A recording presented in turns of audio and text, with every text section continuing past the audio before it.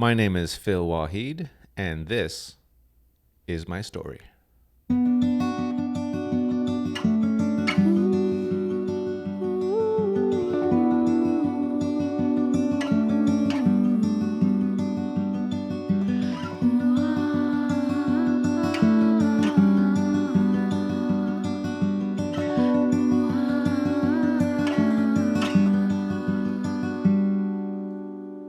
Welcome to Tales to Tell, a storytelling podcast focused on the stories that matter most, your stories. Every episode, guests from all walks of life join us to share the journeys that define them, the people who impacted them, and anything else that is important to them. Some of the stories may put a smile on your face, while others could make you shed a tear or two.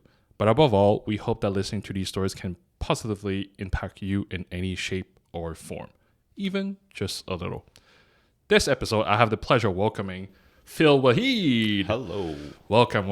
How you doing, buddy? I'm doing good. I haven't seen you in maybe a year? It's been a little while. It's been a little bit. Yeah. Phil, just a small introduction. You are a photographer, videographer. Correct. How do you call yourself? You're the creator of Philm This. How do you call yourself? Owner? I guess just entrepreneur, video entrepreneur. Yeah. Okay. That pretty much well describes it. Okay, and you freelance. Video, photo. So anyone who obviously wants photo or video services, really, it's only kind of been word of mouth since I've started. Nothing has been really, no ads. I didn't have any, commercials or ads or anything running. It's just basically I've helped someone with video and then helped another guy with video and then helped another guy with video. And then I had three people just kind of had videos and then kind of started branching off like that. That guy would tell someone and then that other person would get video and then they would really like the service. And they would tell. So like really word of mouth, organically grown. That's really good. 100% just like that. And now I'm like 1 year in the game and it's like really quite surprising what I've achieved in terms of my career, I guess you can call it, in videography. It's quite exciting, honestly. That's insane because I didn't know about the no ads part, and I've been following you since a year, I guess. And I've seen you grow, small, like from a smaller time, and then I start seeing you with like bigger gigs. I'm like, I don't know if you remember. I texted you. I was like, damn, you made it big time. I'm honestly, it's really been a wild ride. It's been a crazy journey. I knew I was gonna move up because I was just very determined, but the speed in which I've achieved, I guess this level, I guess, of video expertise is now even surprising me. I'm just like, holy crap! Like I never saw myself to be this far in the video and photo game, I should say, because video game sounds like video game I'm talking about, but you know what I mean? Just like, it's super exciting, honestly, the opportunities that are coming. I'm just now even more excited for the second year. Like I'm just starting the second year now and it's just like, where do we go from here? I mean, I'm already at this level after 1 year and people are super impressed to know that I've just been doing this for just over a year. Just super excited to see where my journey kind of brings me, you know? Mm-hmm. But yeah, I like I said, I've been. Can I use the word stalking you from the other side of Instagram, and I've seen your progress, and I've been so much respect because we talk. Basically, I talked to you just when you were starting this. Pretty much. Yeah. When you started following me on Instagram, it might have been like my couple of months into just starting. Since you started following me to now, like it's a whole different man, honestly, the ball is rolling. Yeah. Like things are happening. Yeah.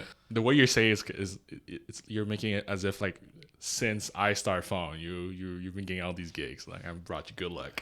Yeah, I'm joking. Yeah, totally. It's because of you, man. But seriously, like I saw that. That's one of the reasons why I was playing this first season. I was like, I got invited at some point. I don't know when, and then I saw a spot for season. I was like, all right, yo, you want to come in? And I'm actually really happy that, because I kind of only briefly told you my sort of beginning, I guess, of my journey. Yeah, and that's why that was just enough to kind of be like spark your interest in getting me on the podcast.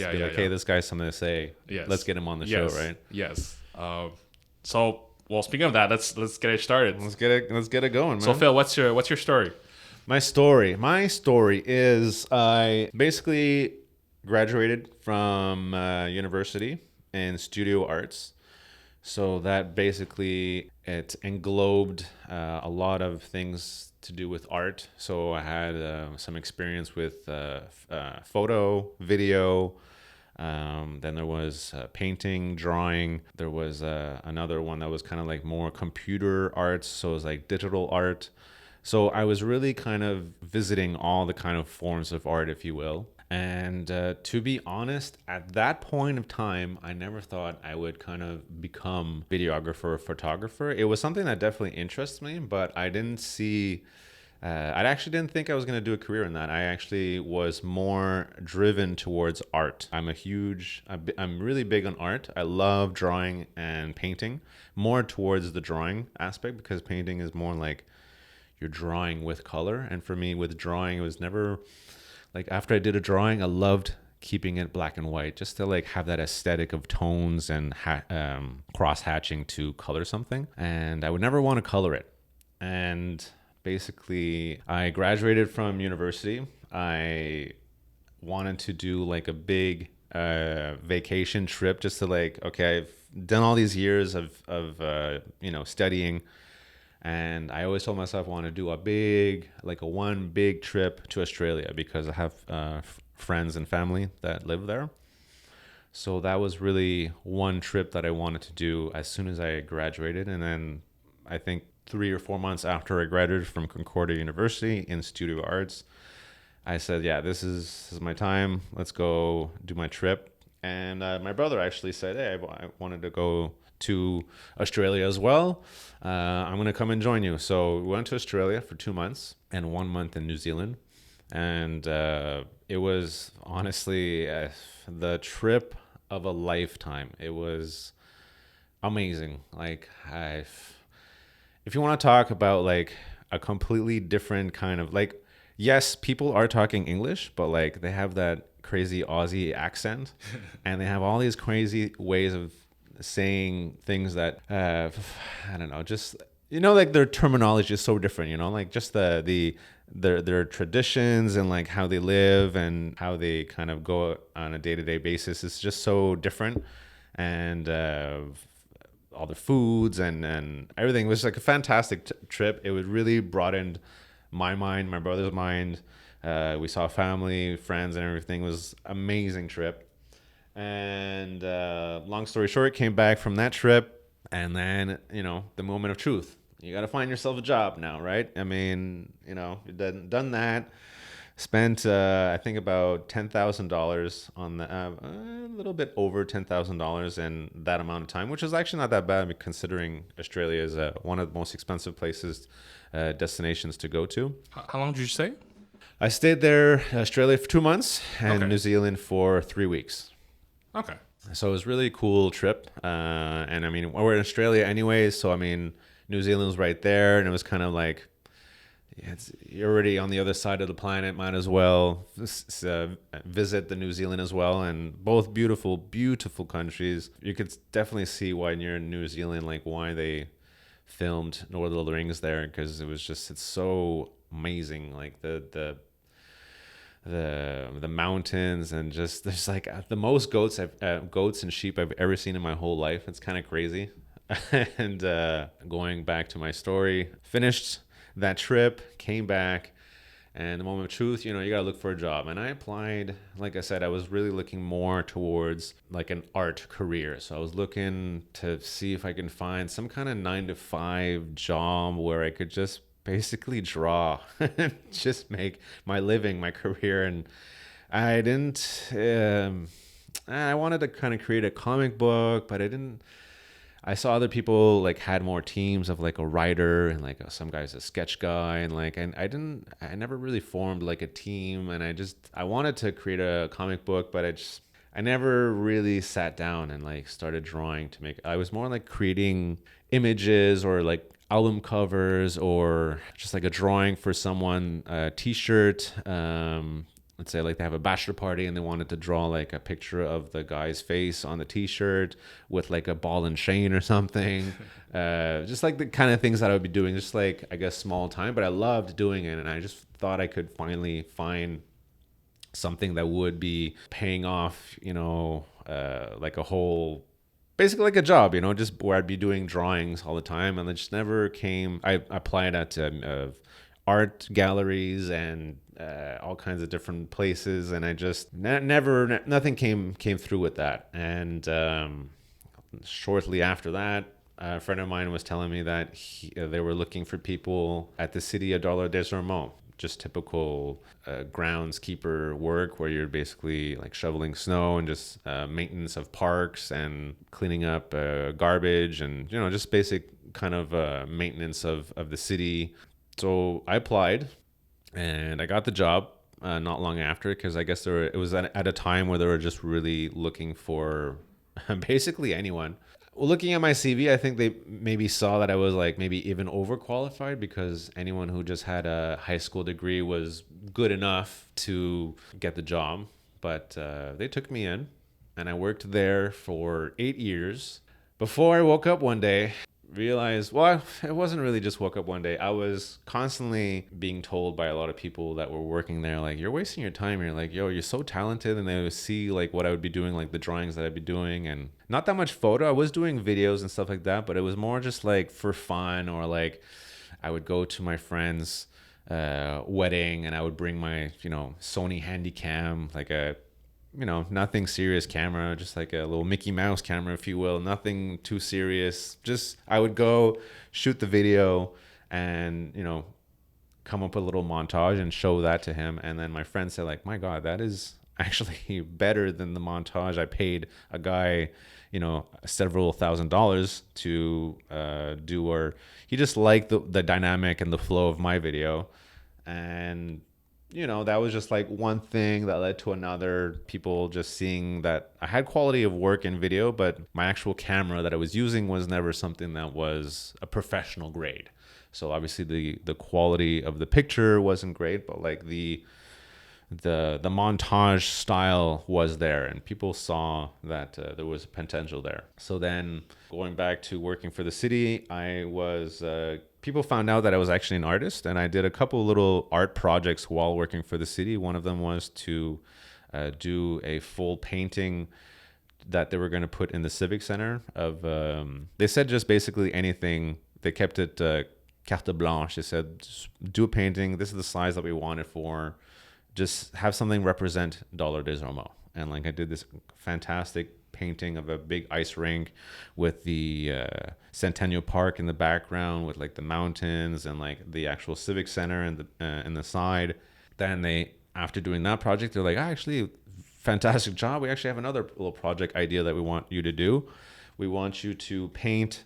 So they wanted to, instead of just print out the maps of the city, they said, oh, we're actually gonna have them, sorry, did I say print? Yeah, so instead of printing them out, they wanted me to paint the actual map of the park of Centennial Park, and they were going to install a few of them around the park. So then I did two of those. One on the actual entrance of the Civic Center when you come in, not Civic Center, the Centennial Park, and then one from the entrance of the Civic Center when you go in, basically through the backside. There's another little map there that I painted myself. Are they still there? They are still there. If you go to the Centennial Park and you go in through the main entrance, right on the right side, you're going to see a nice big map. Well, that was painted by yours truly. And another one a little bit further back in the back. If ever you go through there, you can see that one. Nice. And, I mean, it was just hearing people say constantly that I was wasting my time at the Civic Center and that I just, was better than, like, I was basically not overqualified, but I was just like, I was wasting my time almost being there. And it was just a means to an end to get paid. And for me, I was like, I was getting paid, so I didn't feel the need to kind of push the boundaries of photography or video or drawing for that matter. I was just comfortable. Did you say you kind of gave up though? Because it has been 8 years. I did. I mean, I never gave up, but for those 8 years, it was mainly drawing. So like I would do a lot of it was actually caricature drawings that it was actually, if you want to see some of my stuff on Instagram, I'm going to do a little link in there at Born to Sketch. If you want to have a look at some of the stuff, it's Born with a number 2 and then Sketch. A lot of the stuff that I was doing was a lot of caricature stuff, or like people got a newborn and like, oh, draw us with our newborn baby. Or some actually was pretty cool. Like it would be different pictures of, let's say, kids, and one of the grandmother and one of the daughter. And she's like, oh, my mom died not long ago. She never had the chance to meet all my kids. Can you draw a portrait of all of us together? So I would take like different pictures of them and then make it like as if it was one family kind of portrait, if you will. Those are pretty cool, but nothing really advancing in terms of video and photography. I would, like I said, just do all of the kind of little videos I would do with my crappy camera, and nothing really kind of pushed forward with that. And then 2 years ago, I was looking to sell my house because I was going to move in with my girlfriend, and there was no point of having my house at, like, basically living in two places. So sold my house, and then I had a nice little cushion of money. So what's the first thing I did? I bought myself a professional grade Sony A7S3 camera with all the lenses, with all the lighting equipment. Basically, I just wanted to set myself up for professional grade photography and videography. What happened there? Like, what made you decide, like, okay, let's go for it? I wanted to just have that quality of the image, because that was what was kind of hindering my videos, is that it was always grainy, or, you know, just not the HD quality, the videos that you're seeing, you know, around. Yeah, yes, but sorry, I meant like people have been telling you forever. It's like, hey, you're wasting your time. You should do this. You should do this. But to me at least, the fact that you decide to spend a lot of money to get professional grade equipment, to me that's like, okay, let's go for it. Pretty much. And it also was like, what really stopped me is because all of this equipment was several $1,000s. Like it ended up costing me over $10,000 for all the equipment, the lenses, I got a stabilizer as well. So like all the equipment in the end cost super expensive. And then I think ultimately that was the reason why I was like, fuck, I wasn't making a ton of money working for the city of DDO, just enough to be comfortable. But like, I was just never really like, like $5,000 for the camera, and then $2,000 for the lens, and then another $850 for the stabilizer. And then like, I wasn't ready to do the leap, I guess, or like to, basically empty out my bank account, because that's pretty much all I had before I sold my house was about 10 grand. I was like, fuck, if I buy myself a camera, I'm gonna be broke. And I didn't do the leap until I sold my house, and then I had the money to buy myself all the little toys that I've always wanted to get. Mm-hmm. So actually, the first thing that I bought was an electric skateboard. I just want to get on that electric. I see everyone with the electric scooters. I'm like, scooters look so, I don't want to be holding something. I love skateboarding, and I know it must exist. And I went online and I was looking for electric skateboard, and I saw one on Amazon, and I bought myself one, and I bought my brother one. And I'm like, I'm not going to ride by myself. I'm going to buy myself one, buy my brother one, and we're going to ride around. So that was the first toy I bought. And then I bought the camera not long after that. I had the camera. Then I was like, so what's my excuse? Why am I still at this job? And I was basically at that point doing my job and then doing little gigs of photo and video during the weekend. And my brother's a real estate agent, and he was like, hey man, like, this is great. Actually, he was getting photos and video from another photographer. And once I got my camera and stuff, I'm like, hey man, like, let me start doing the photos and the videos for you. Like, I totally do this stuff. I was looking at whatever the photo guy was doing. I'm like, this is easy. It's like a guy was going in a room doing photos of an empty room and video. I mean, how hard could it be? pretty simple. So I was like, yeah, sure, not a problem. I mean, I actually have an open house. If you want to go give it a little practice shot, go in there, do some shots, see how it is, see how it goes.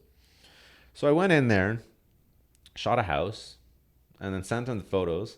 And he was like, what is this? This is horrible. This is absolutely horrendous. Like, what is...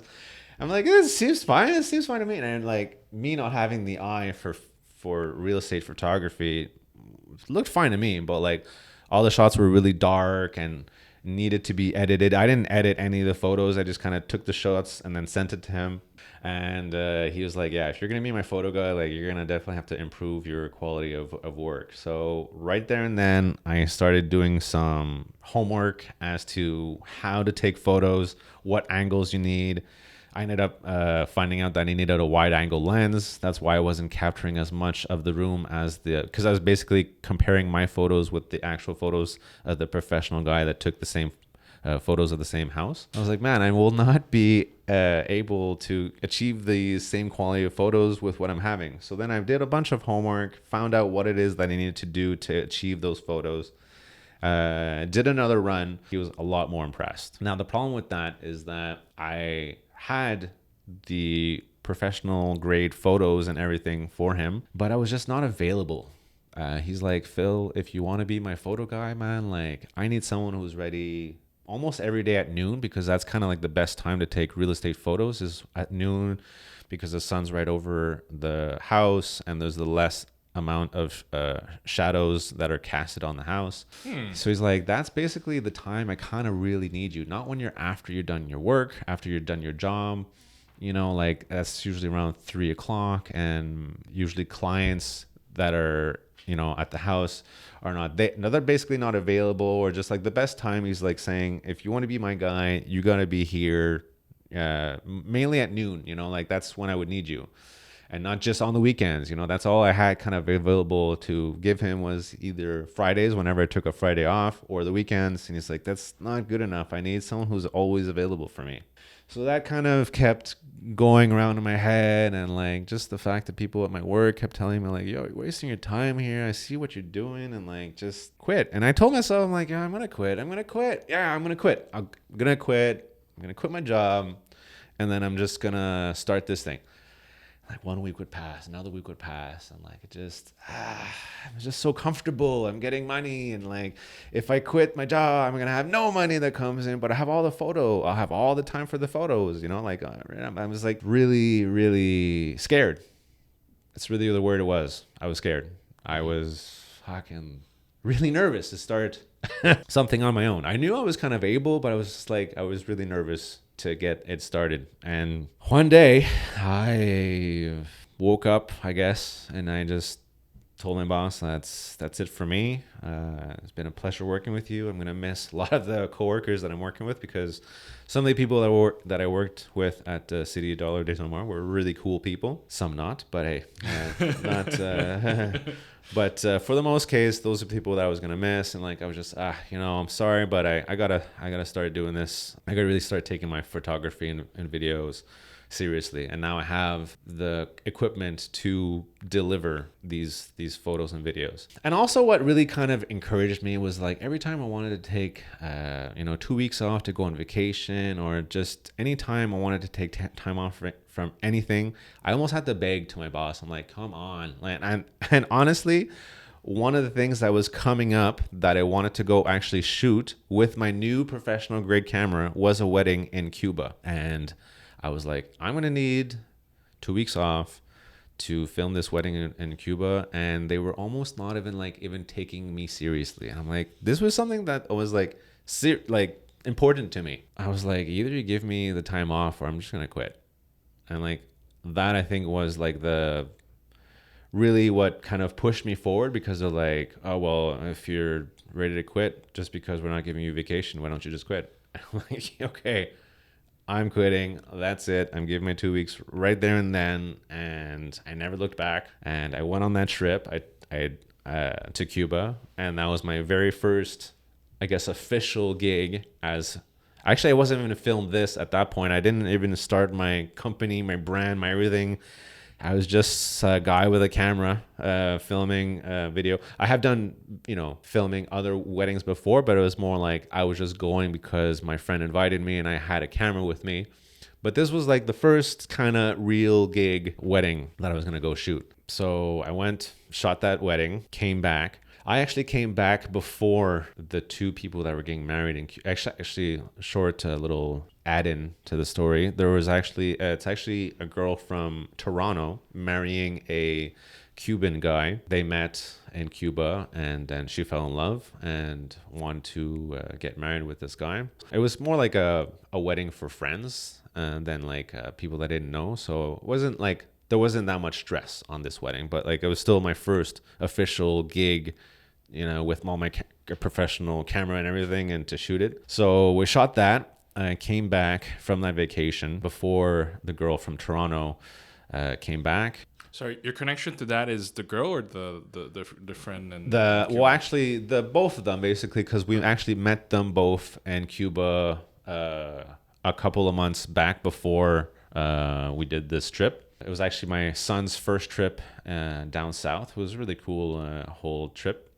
And we actually met them.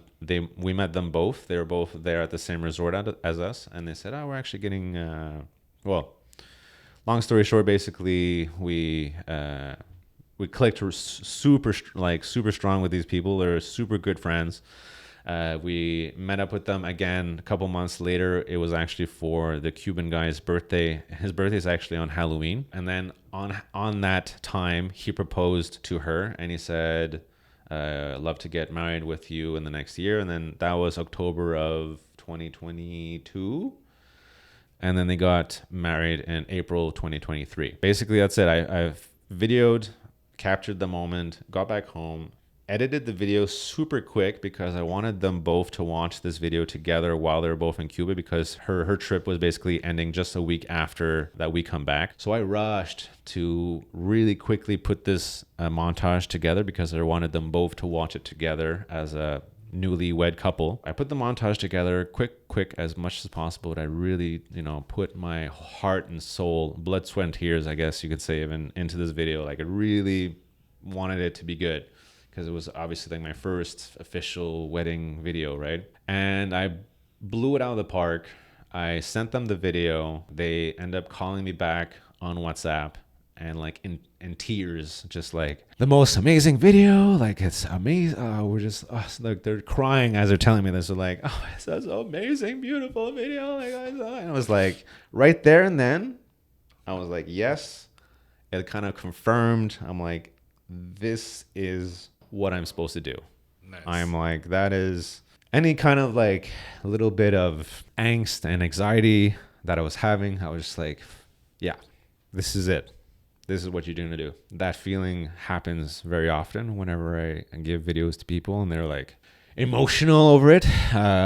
Actually, not long after that wedding, we came back from that wedding. 2 weeks later, we actually had another wedding that we were going to go to. And this was my girlfriend's friends that were getting married. So these were actually people that I did not know.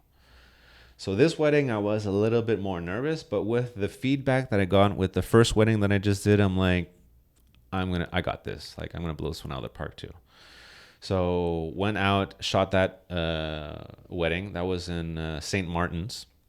Had everything paid, ticket paid for, all like everything paid for at the resort as well, which was great. It was really cool, man. Like a nice extra, if you will. Yeah, shot that wedding, showed him the video. He was also amazed at the quality of the video and everything. Came back from that, and then I'm like, all right, so it's time to, like, my brother also said, I'm gonna need invoices for like when you're gonna start doing videos and photos for me, because I need to, whenever you get an invoice, you need to like put it in your documents or your papers, whatever, because he needed to like put in his files there, like as like a business expense, whatever, right? I got back from that vacation, and then right away I got down to figuring out, okay, so I gotta make a brand, I gotta create a logo, I gotta get my tax numbers, my TPS, my TVQ to make my official, like, so that I'm able to bill people as, Film This.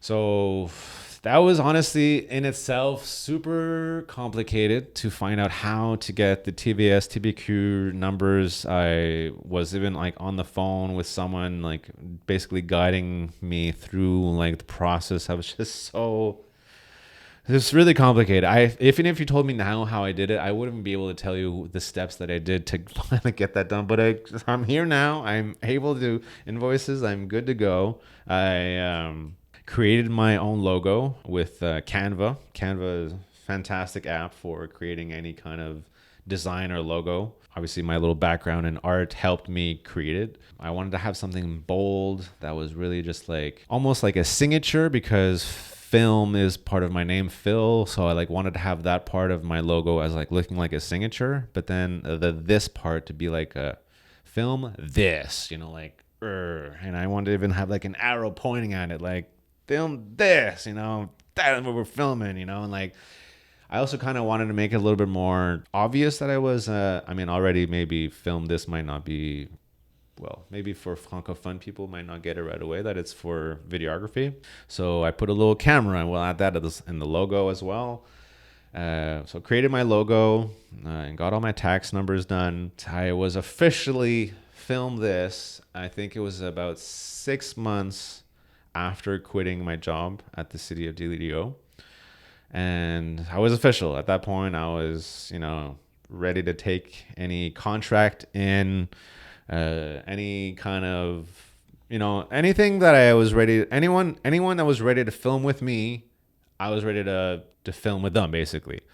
But I had nothing in my portfolio. Like, my Instagram was very naked. I had some real estate stuff and some little projects and things that I was doing, but nothing really to show as like, hey, I could do any video that you want. Obviously someone only gets really encouraged because they see previous work that you've done of something that they want to get. So I was like, all right, well, if I need to broaden my portfolio of video and photo, like, where do I start? What's going to be the first? Where do I what field am I going to kind of concentrate on? No, I'm scrolling online, I'm checking out Instagram, and I'm seeing a whole bunch of workout videos. Like, I think 80% of the stuff I was coming across was just workout stuff, and like pretty boring and standard. People with like their phone just putting on a tripod, having that record them, and they'd make a montage with effects, whatever. So I'm like, man, I have an idea. I'm going to do a video with dynamic angles and some cool music, and I have the perfect guy to film with. He works at the gym. He's super buff, and I'm like, this is going to be perfect. Like, it'll be a win for him, win for me. He's going to get a video out of it. I'm going to get something to show off as an example of a workout video that you could film this, right? So went out, shot that video, killed it. Honestly, it was a really cool video that we shot. And at the end of that video sequence, that shoot, he went to go eat at a restaurant. It was at Basha's, and the owner of the Basha's was just shooting the shit with him, asking him small question like, hey, where were you today? What were you doing? He said, oh, actually, we were shooting a little video in the gym with a buddy of mine. He's like, really? That's cool. Actually, I actually need someone to do video. I was looking to, like, you look, but you never really actively look until it kind of falls in your lap. And you're like, shit, yeah, I definitely need a video guy. Like, give me his contact information. So he exchanged numbers with him. I got in touch with him. Before you know it, we're doing a little promo video and photos for the Basha's restaurant. Then he knew a lot of people in the restaurant business and the restaurant world. So he told his cousin, he told his a friend also that had another restaurant similar to Basha, Amir's, showed obviously the video that I did for him. They were impressed. They liked the price that I charged, and they're like, let's give this guy a shot. Let's have him come over. So like I shot one for a few other restaurants, and before you know it, I'm doing videos for restaurants and in that world of videography. So that was really cool. I'm like, oh shit. Like, and at the same time, Vince is telling people about the workout video that we did together. at the gym. World Gym recognized my video and found it great, and they wanted to reshare it and asked me if I want to reshare it, obviously giving me credit of my work, putting my name out there. And I was like, hell yeah, for sure, free advertising, and they're gonna mention my name in there, so then I don't know how many thousands of people that are on that platform are gonna see it, so that'll kind of be a branch into that world. So at the same time, I'm kind of creating these restaurant videos, I'm getting recognized in the workout world. That was starting to grow really well and organically, but I also just wanted to kind of grow a little bit more. I was like, oh, where can I go from here? I mean, like, I'm having so much fun, doing these videos, workout stuff and restaurant stuff, but I just wanted to grow even more. I wanted to kind of push it even further. Oh yeah, so going back to the workout stuff, I'm kind of a little mixed up all over with this stuff, but like, so the workout videos, I wanted to shoot another one of those workout videos with my buddy, because the first video that we did was so great, really kind of blew up my kind of career in the workout stuff. And I want to like kind of just do another one just to say like, okay, I have more than one just workout video, right? He said it was actually a great spot that he found that we could shoot in this new gym that's just about to open. So we're like, okay, great, that's cool. Let's go shoot in this gym. He actually asked at the time one of the co-owners if it was all right. He said it was fine. So we went to go shoot in this gym. The co-owner saw like what we were doing. He's kind of like, hey, he was curious. He's like, can I join in on the?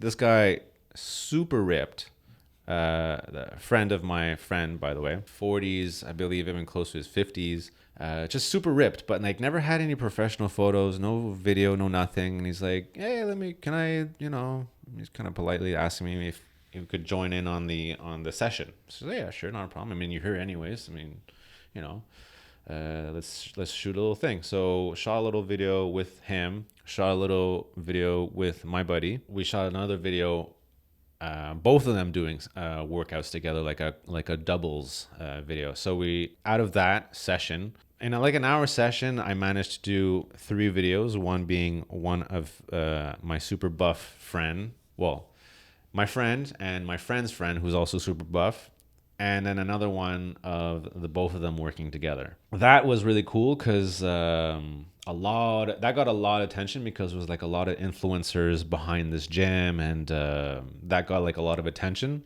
And I was just kind of looking through the names that had liked that video that I did for them, because there was like all kinds of like bigger names that have all kinds of followers, and I'm just like, yo, I gotta start working with some of these people, because like this is what's going to propel me into the next level, if you will. So I was looking through the followers, not the followers, but the people that had liked that video. And I'm going to just kind of get in touch with some of these people just to see if they'd like to work with me. So I come across one of the people was someone who has a flower shop. And I saw the videos that he was doing was all mainly with like cell phone, good videos, but just could be improved. So I'm like, hey, let me give him a shot. Let me see if he's interested. So I gave him a message saying that if you'd like to work with me, and if obviously if I could do some videos with him, just as a like collaboration. So so that I can get a little bit more exposure, and then he can get like a professional video at the same time. So it's kind of like a win-win. And I also saw how many followers he had, a lot of following. So I'm like, all right, this is cool. Like let's do this. I shot a little video for him in his store, and he absolutely loved it. He was like, whoa, great video. He also liked me. We really connected, bonded really well. He's actually now a really good friend of mine. He was like kind of really encouraged to want to make me meet some of the bigger names and influencers that he knows. He brought me over to one magazine launch party that was happening at a club, Jardin Azul. Nice little club that actually just opened up this summer and is booming. Went to that event, shot a little video of him at that event. It got even more attention because there's just so many influencers and big names that are at this location. Was that the one where I saw you take a picture with Jean Pascal? Was that the one? That was actually at event a little bit later. Okay. So this event, he got me in for free. It's actually an invite only event. He basically got me in there because he was like, "Hey, this is my photographer. He's with me." So I got in there, no problems. Shot a really cool video with him, and he also told me, he's like, "I'm gonna try to introduce you at the same time to some of the names here, right?" One of those big names was Tatiana Landano. She is a big name in real estate with a huge following on both Instagram and Facebook and Twitter and YouTube, all of the platforms. So later on in the night, I got introduced to her. She told me I'm interested in working with another videographer because her producer, videographer, photo guy is her son. Her son's actually the guy who's producing all the videos for her, doing great work. But she, I think, was like, I'm looking for an extra cameraman because I think she was telling me that he was kind of branching out on his own, starting to do his own thing. So I'm going to need a cameraman. And one of the ideas of something that she wanted to shoot was a day in the life, so that I was going to follow her for a whole day, shoot a little video. So a couple of weeks later, we set something up. I've followed Tatiana Landano for a whole day, filming her day in the day life of how she lives. While shooting that, we were actually shooting another one of the little videos with her son because they shoot like 2 videos almost a day. They produce these videos like it's crazy. I found it was really amazing to see kind of like how they kind of create these videos, and like through all the videos that you would look through her page, you don't see any of like this behind the scenes of like how they get to a location, and like he's basically telling her exactly what to say, how fast to say it, at what tone, where you're gonna go, where you're gonna stand, what you're gonna look at, what you're gonna point at as you're saying something, like literally everything. And I found that kind of dynamic between them two was so cool that I proposed to them if we can do like a behind the scenes of just those two, like, because that I find is so cool. So like, amongst the video that we did for the day in the life of Tatiana Landano, I shot this idea that we can do another video as well. And they loved the idea. They said, yeah, that's actually a really cool idea. I shoot like a little behind the scenes video. And actually now they're doing a little bit more showing like day in the life and behind the scenes stuff, because I think the videos that we launched got a lot of attention, a lot of following, a lot of views. And they, I think, picked up on that and they're like, oh, we're going to do some more. Not with me though, but anyways, the work that we did together was great. It was fantastic. Helped me obviously with my following, with views. There's a lot of people that wanted to get some real estate stuff done with me, with like that, like I live in New York and like all over the place. So that definitely got some extra attention towards me working with both of them, the Tatiana Landano and her son Josh. And then I don't know, I got ghosted. I was just like constantly trying to get in touch with her after we shot these 2 videos. Like, what's the next step? What's going on? And literally just ghosted. Like, I don't know. They never got in touch back with me, and that was the end of that. But heck, who knows what will happen in year 2? It might be something that grows from that. But just from that, it was great. And then not long after having shot that, we are going to my friend who was the florist. I can mention his name, Manny. I call him the flower boss. Was going to a Ritz party that he wanted me to shoot. But just before he invited me, Tatiana Landano said, hey, I actually want to have you shoot the Ritz-Carlton party with me. She was like obviously a big guest of honor. She wanted me to have... She was actually shooting with other videographers for her Crave TV show that just came out. Actually is coming out in December sometime. So she had already videographers doing that, but she wanted to have another one shoot like a personal video just for her. So we went to this party, and by the way, it's like, if you've ever been to a Ritz-Carlton party before, let me tell you, that is the place that they really go all out. Like, it is crazy. Like, the decorations, the lighting, the theme was spot on. It was like, I think it was a 50s or 60s theme. So like everybody's dressed like in that time, like all like in the theme, and we got in there. It was actually not easy. If I have a little time to kind of briefly explain how that happened, so I got there basically with no invitation to kind of be allowed to film there, and they obviously didn't want to let me in. I was just like had my little Philm This t-shirt and my hat, and they're like, who's this guy? And then they're like, well, if you want a permission slip, you got to go to that table and then they'll let you in. So I go to the table. They're like, who? What? We already gave the passes out to the Crave TV guys. Like, who are you? And I'm like, I'm Philm This. I'm here to film with Tatiana Landano. They check their papers. They're like, we don't know who you are. Like, what do you want to do here? So I'm like, all right, you don't want to believe me? I'm gonna pop Tatiana Landano on the phone and I'll have her talk to you and explain the whole situation. So I got her on the phone, passed them the phone. No, like in no time after, they're like, oh yeah, sure, sorry, yeah, no problem, Tatiana. Oh yeah, of course, yeah. So I hang up the phone with them. A second later, they're giving me a pass to come in to the Ritz-Carlton, and boom, I'm in. So I'm waiting for Tatiana to arrive at this whole point. She finally arrives. Took her a little bit of time. Right then and there, we start filming. She was actually supposed to go upstairs to get some jewelry on that was like sponsored jewelry, obviously, that they're paying, I think, her to wear. So we go upstairs and get into a room, and she's like about to try these jewelry on. So like one of the things was like a ring worth like $50,000 or something like that. And then she's putting on like another necklace. Like, so that the ring that she was wearing was a golden color, but then the necklace that they wanted to give her was like a silver color. And then like she's like, well, no, I'm not wearing that. They're like, well, yeah. Then she sees another necklace on the counter and she's like, I want that one. Then they didn't want to directly tell her, but they're like, that's for someone else. She's like, I want that one. That's the one I want to wear. And she was like being picky about, like, she's like, I want that one. She's like, figure it out with the other person, but that's what I'm going to wear. So they basically gave her that necklace to put on.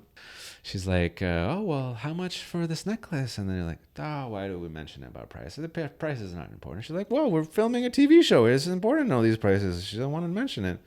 Necklace was like $100,000 or something like that. Like just this triple necklace, beautiful thing that she wore. And it was actually gorgeous, beautiful necklace. And like, I don't know, I think another $50,000 for the earrings. Just like super decked out with like the most amazing jewelry for this party. So that's it. Shot this video for her at this party. Pretty straightforward, just kind of following her around as she was doing her thing, saying hi to a lot of other guests, and I guess they were noticing me being with her. Then like about halfway through the night, she's like, oh, you can go. Like, we got enough footage. I think she was just annoyed having me just always be like right beside her. So she's like, yeah, we're done. Or like, basically she like sent me off. She's like, you can go film other stuff if you want, but like, we're done. Like you can go home if you want. Like I think she's like, we have enough footage to make the video. So, my other friend, my buddy that I was telling you, the florist, was also at this party. And I'm like, well, I mean, if we're done and we got enough footage, let me go meet up with him and see if we could like do another little video with him, because he was obviously super interested in getting content out there. So I met up with him, gave him a quick text or a call, met up with him. We shot a little for basically the end of the night. So basically, like through halfway to the end of the night, I shot with him, and like the beginning of the party was with Tatiana Landano. And that's where obviously you saw the photos of me with Jean Pascal. Like all these huge big names were at this party. It was absolutely fantastic. I really had a great time. Super cool. So I ended up doing these 2 videos from this party. One for Tatiana Landano, one for my friend the florist. That got a lot of exposure. That was definitely like really big. That got my face and name out there pretty well. I was getting a little bit more recognition. Other people wanted to work with me. There's an event planner that was really interested in my work, wanted to start working with me, started working with her a little bit. At the same time, more restaurants and gym owners want to work with me. So I'm kind of just blowing up in all directions. This is the point, like the gym stuff, the restaurant stuff, the event stuff was all kind of just blowing up all at the same time, and basically kind of caught ground. And I didn't want to stop there. I was like, yeah, this is all really cool, but I want one more plug. I wasn't satisfied because I still had some free time on my hands. I was like, I still want to have more like stuff to work with or film or shoot or whatever. I have a good buddy of mine who is a rapper who does a lot of content. He's like crazy with the content. Like, this guy's dishing out content like you wouldn't believe. So I got in touch with him, and I wanted to ask him if he wanted a videographer for like his shows, or like if he needed an extra guy for any kind of behind the scenes or stuff like that. I didn't really know the guy that well, but I knew him well enough there. We had actually met through playing Pokemon Go. And like on the streets, just straight up, yeah. like we were both doing, I think, a raid. Nice. And then I can just listen to some of his stuff, and I just found it was really great, you know. And one thing led to another, and a couple months later, when I get all my camera and stuff, I got in touch with him, and I was like, yeah, man, you're a cool guy. I really like your music. His music's really good, by the way. If I can link him in the podcast, is Mike the Burb, the Burb Boy, not to be mistaken with the Bird Boy. So MIQ, Mike the I just said Burb Boy. So he's from the burbs, like the suburbs, right? So yeah, great music. Really like his stuff. I actually wanted to genuinely like create content with him, and he actually edits all the stuff himself. So I basically am just shooting the stuff for him, and he is very picky on like how the final product is, and he's already doing all kinds of videos and stuff for himself. So just ended up needing to do like videos for him. I did a couple of shows with him. Love working with him. He's a great guy. One thing leads to another. I'm kind of doing some stuff with him. I'm doing gym stuff. I'm doing event stuff. Long story short, that's pretty much where I'm at right now. I'm just now... Long story short? I mean, 1 hour later. But I mean, yeah, that's kind of where I'm at right now. So I kind of, through working with the event planner, linked in with the guy who does who rents out luxury vehicles, basically got in touch with a bunch of other people in like the event planning world, if you will. Some photo booth guys, some lighting guys, some other event planners. That kind of just grew again fully organically. I would meet these people at these events, and then through Instagram would be like, hey, you guys need an extra videographer, or if ever like you guys are completely booked and you guys would need an extra guy, just so because all your photographers are already taken, I could be there to help you out if ever you guys do need. That was just a few months ago, and now like in December we have a few Christmas parties and stuff that I'm filming for. One cocktail company that I'm going to be working with, doing videos of like them creating the cocktails. And so it's kind of all coming together in terms of blowing up, if you will. And just a year ago I was at like 30 followers, and now I'm at like 800 and something followers. And nothing has been, like I said, it's all organically grown, all word of mouth. Zero ads, literally just been dishing out the work, doing stuff that I love doing. I love doing it. I love creating it and then giving it to the client. And then either they're super impressed right away and they don't want me to change anything, or they're a little bit more picky and they're like, well, I want this. Could you change this angle? change it up a little bit, which is completely fine. I'm now obviously used to it being not exactly perfect on the right from the get-go, but it's definitely been a learning curve. You know, there's been obviously times where I'm doing something completely new and I'm just kind of like, all right, how do I do this? What am I going to kind of, so like sometimes I'll either inspire myself through Instagram or YouTube with similar videos that are kind of in that kind of same sense of something that I'll be doing, whether it's like I don't know, a company that does like architecture and they do bathrooms and stuff and they want me to shoot a bathroom and it's just like in a tight space and you can't shoot this side because it's a parking lot and you have to only be like, so there's definitely a learning curve of like how it is that every time I come to do like a new video, I'm always kind of like, all right, so what are we going to do here?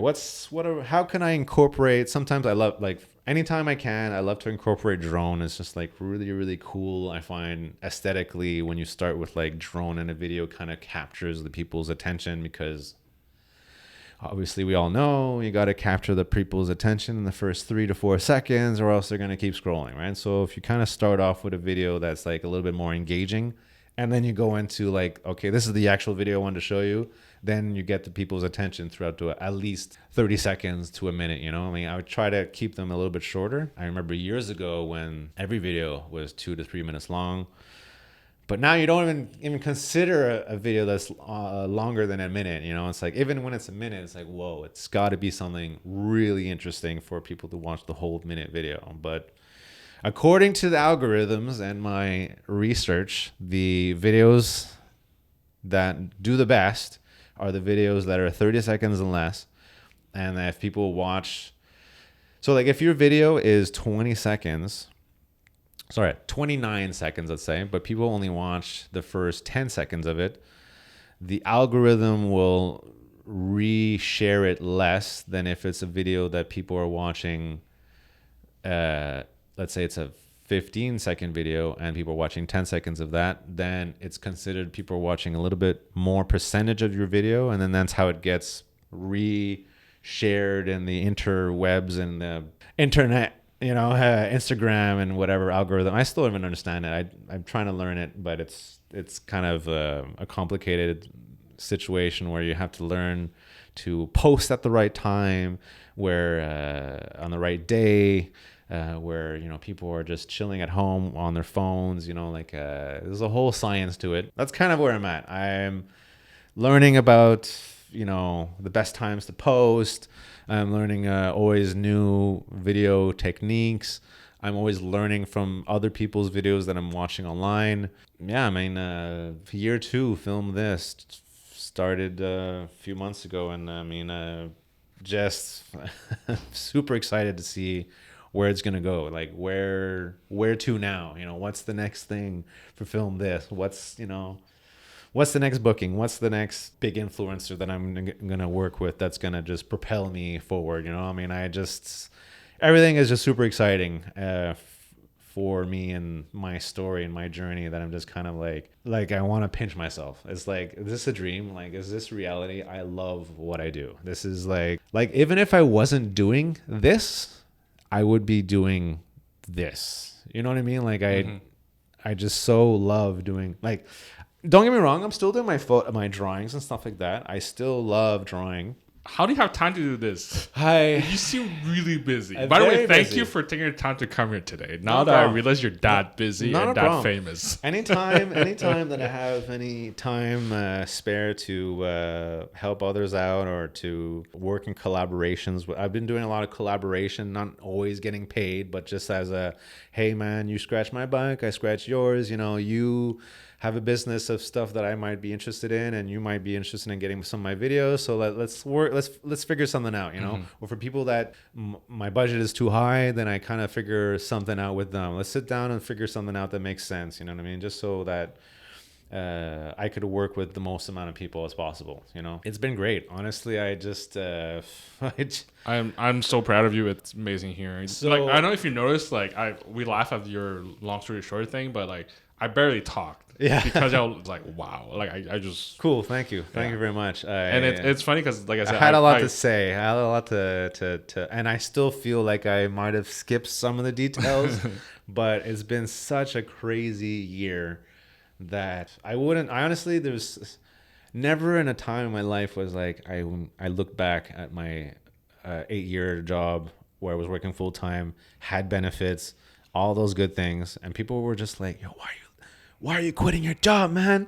That's like a good paying job with all the benefits and like yada yada yada. And like I was like, it's still not worth it. It's still not worth it to stay there for a job that I don't care for. Yeah, like it was great. I was keeping in shape, shoveling snow and using the little tractor machine to take off all the snow from the sidewalks and stuff like that. And it was great. I mean, I was like in summers, I was in a park cutting grass and enjoying the park life, if you will. I was painting lines for the soccer fields, and very cool, not very difficult things, but just being out. I loved it. You're technically I saw my boss once a day. You just come by to see how everything's going. All right, cool. You got everything under control.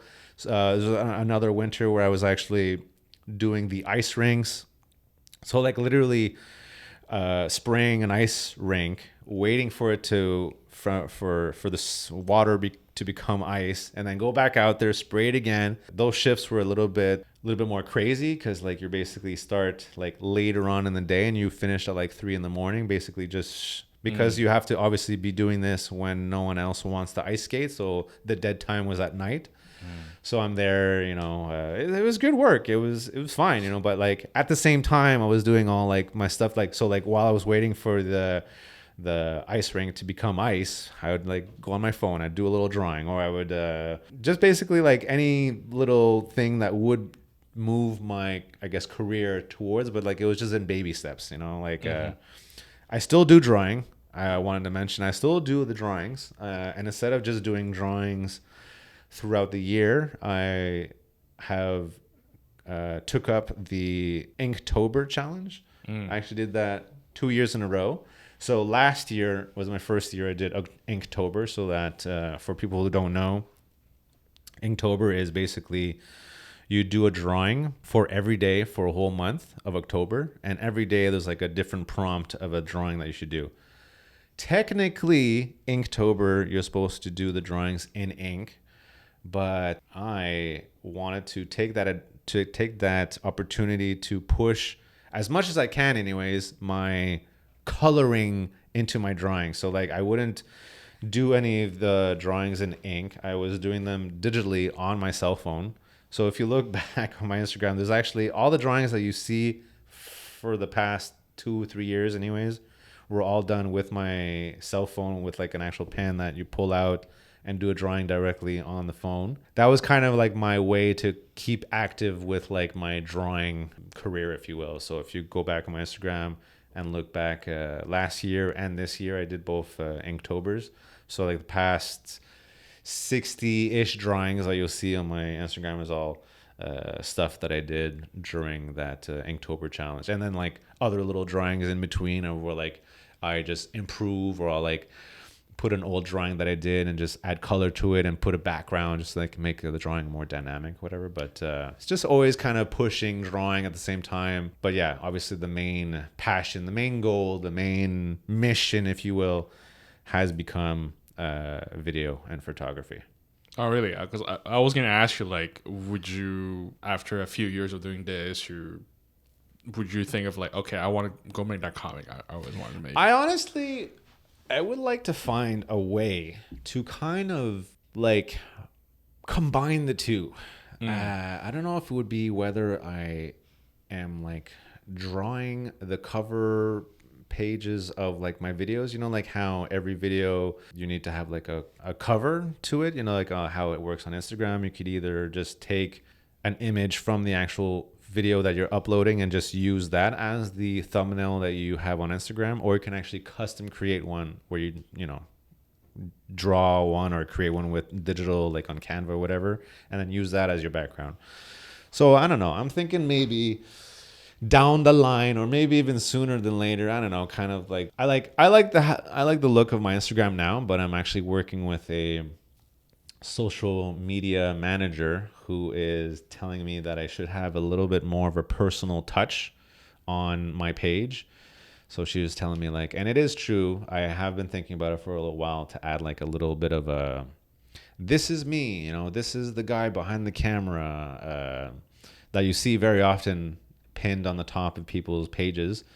But what I have now is just what I have pinned on the top of my pages is like the best, I guess, videos are the ones that have had the most views on, or just like the ones that like, so I have like one, it's a gym video, one that I did for basically my friend, the florist, who was setting up all the flowers for a wedding. That person who was getting married has a huge following. Actually, if I were to look to see how many followers he has currently, 1.8 million followers on Instagram. Oof.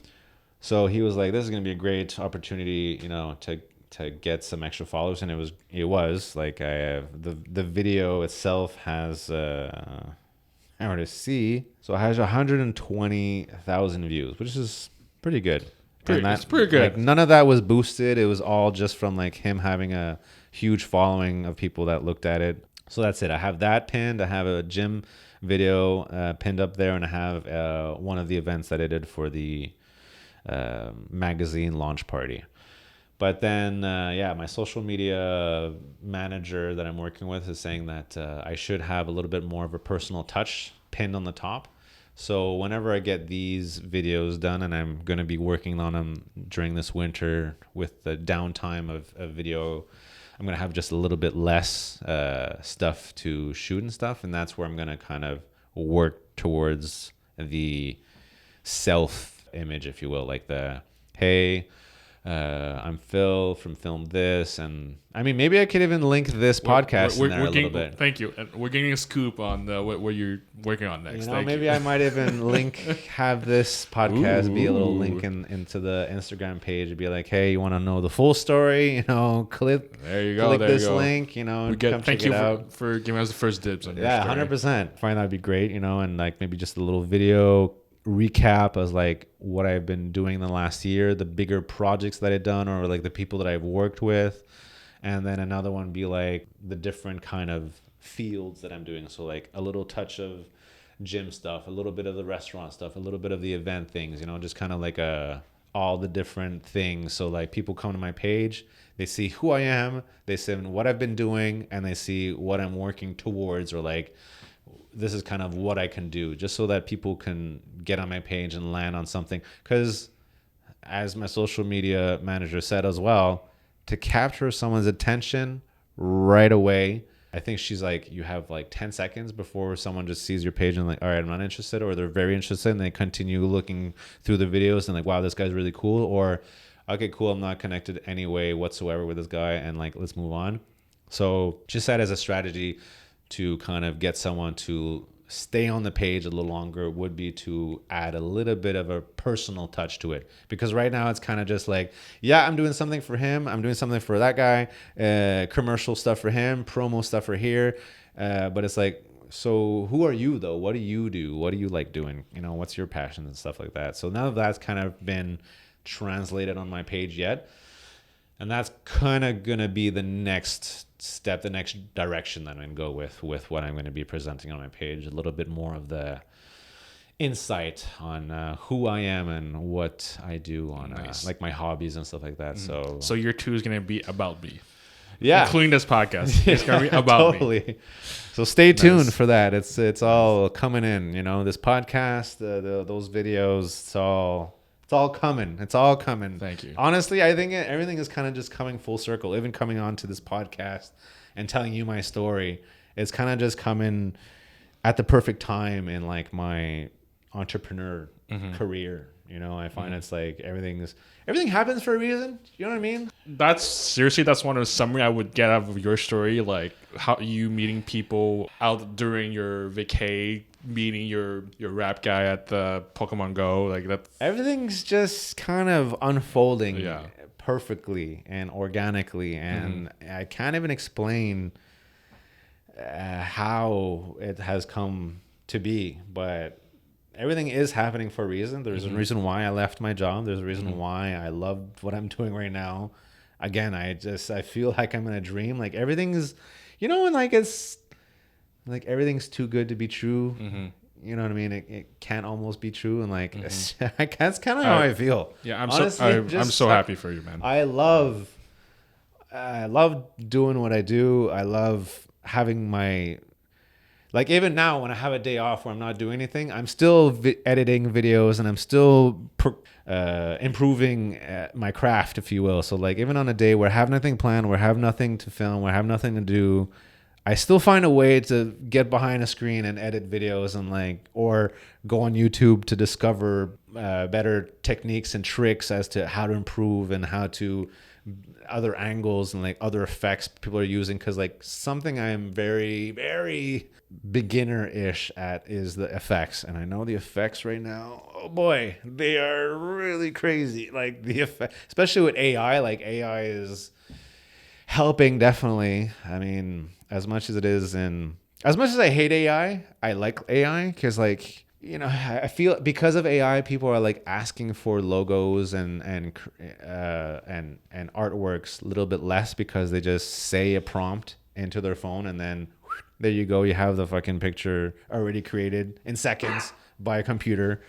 So I feel ultimately, and it's also kind of a good thing that I kind of maybe switched from art to video, because I feel now, especially now, with the how people constantly want to sell themselves with content creation, and like everybody needs content. Everybody is constantly needing it to be dished out, and almost on a daily basis. Like people, it's almost like if you're not dishing out content these days, you're dead to the social media world. Like he's not doing anything anymore. He's not posting anything. He's not. Haven't seen anything on his story for a little while, and hasn't been posting anything. That company must not be doing really well, or they're not pushing any promo or video or commercial stuff. They're like, I have reoccurring customers that I meet once every 2-3 months, and right in that day or two that we shoot enough content for months.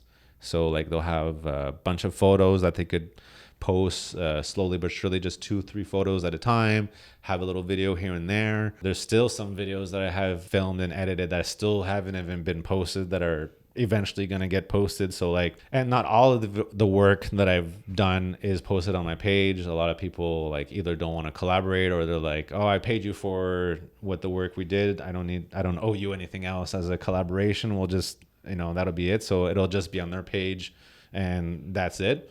But sometimes if ever they want, I'll, like, even after they post it on their page and they didn't want to do the collaboration, I'll ask them like, hey, would you mind if I post it on my page, just so that people could see, let's say it's something that I haven't done before, that it's like a kind of like a skew as to, like, let's say you go into a store and you see something that you'd want to get.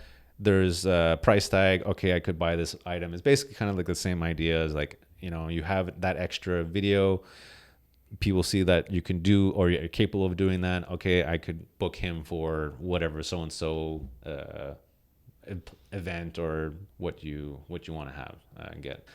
I'm always doing something, whether I'm just playing video games at home, or if I'm creating content, or if I'm doing play tests for different companies, or I'm always kind of like filling up my free time with stuff that I love doing. So like that's why for me, I'm just like, I'm so blessed. I love the stuff that I do. I found a way to make a living off of the stuff that I love doing, even for the stuff that's not technically like you're making a living for, but like still like doing, like I said, doing the play tests and like other little job-ins, like and like you said, everything happens for reasons, because we met because of playtests. 100%. Yeah. Yes. For the listeners, basically, you were one of our participants. Yeah. And there were some technical issues, so we had some time to kill. And I'm like, I didn't want these people to just sit here and do nothing. So I sat in your corner, and then we just started talking. And you chit chat. And you briefly told me what you, I guess, just started doing by then. Yeah.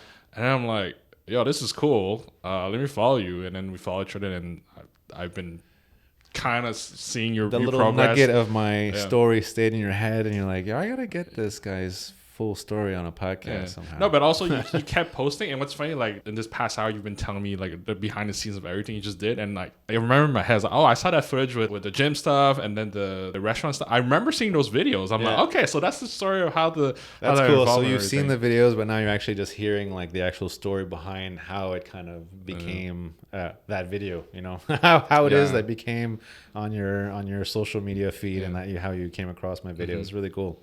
So yeah, I find you find what I do cool, but at the same time, I find what you do Mutual cool respect. too, There man. you go. That's how. Mutual it's done. respect. Honestly, There you go. totally find what you do. I mean, you work for video games, man. Like, how much cooler can it get? You know what I mean? Like, fucking dream job. You know what I mean? Well, I followed my dream. You follow your dream. So That's it, exactly. That's You know, how we that's found how what it did. is that we love doing, what we're passionate about, and doesn't ever feel like a job. You know what I mean? Like the saying goes, if you love your job, you never work a day in your life. I agree with that. A lot of people don't. No. I get it, but I agree with. I don't see it as work. I just, like I said, I would be doing this stuff even though I wouldn't be doing this stuff. So like for me, even if I wasn't doing it professionally as a job where I'm getting paid to do it, I still would be making videos, and I still would be flying my drone up and just being amazed at like how cool drone is, like in the up in the air, and like I don't know if you remember, but when we first talked, you were so obsessed about your drone. I think you just bought it or something I'm back telling then. you, I'm still obsessed You're because so the obsessed. drone world keeps getting more and more cool.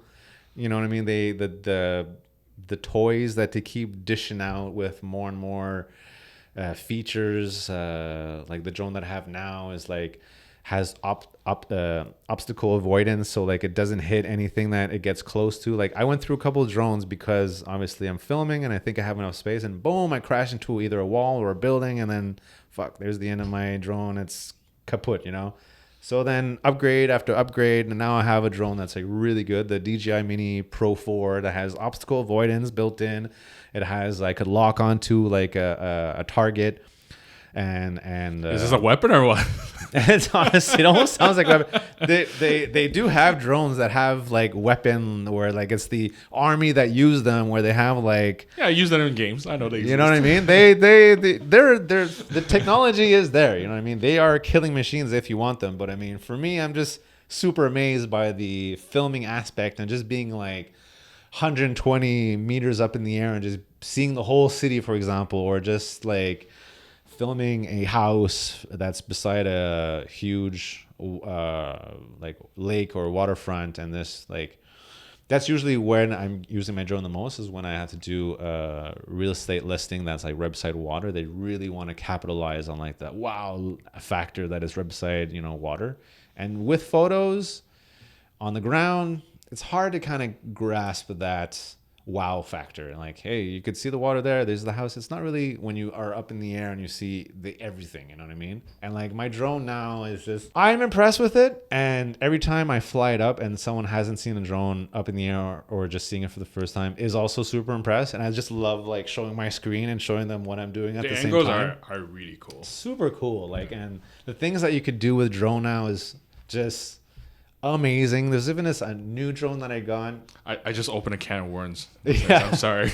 I have this new drone called the DJI Neo, and this thing doesn't even require a controller. They made the price of the drone less expensive, so it's more of a like a pick up and go for people who have never had a drone before.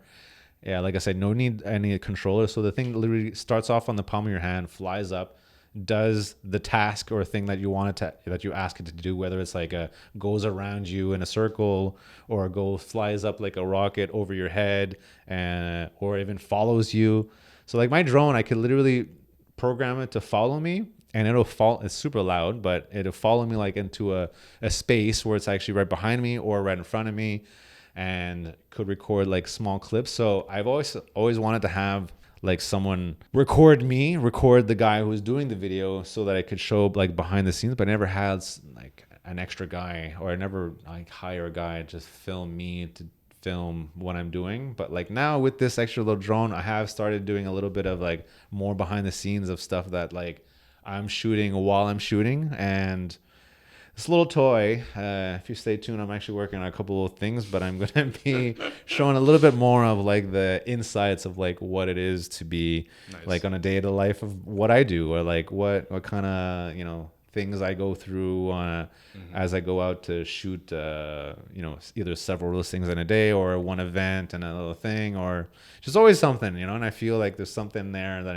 I could show, and I think people would be interested in seeing not just the final product, but like how it is that I came towards getting that video that you all see, for just a few seconds, what it is that I kind of did to create. And I personally love with behind that. the scenes, so more of that, please. Yeah, I feel, and a lot of the people that I'm working with also want to have some behind the scenes of how it is that they either created this huge event where like they put like all the lightings and like bringing in all the decorations and how it is that they placed it and how they're figuring it out and how they're putting it up. Like one of my clients even wanted to be mic'd up, so as she's going throughout the day and she's kind of not necessarily bossing around, but like directing people like, okay, bring those chairs there. Actually, don't put the plant there. Put it on the other side of the wall. Do it like basically did like a whole behind the scenes video for her. And she said the feedback was absolutely crazy. People are surprisingly almost more impressed to see the behind the scenes than the actual video of the event being done and completely finished and like here's what it is that we did. They actually almost like seeing how it was created, how it is the obstacles, if you will, of like how it all came to, and then just finally like having a little like the reveal and like showing it to the person. I feel those are like the videos that work the best because people love seeing how did you get to the final product. I mean, how is it that what did you do to get there? What kind of things that you need to do, or what people are like, there's a real interest in that, and I find that the proof is in the pudding. I mean, the views and everything proves that there's a lot of attention towards that, and I find there's a whole market just for behind the scenes stuff. Okay. Speaking of behind the scenes, you mentioned a couple of times throughout your story that you have people pushing you, hey, get out of here, do what you want to do. Yeah.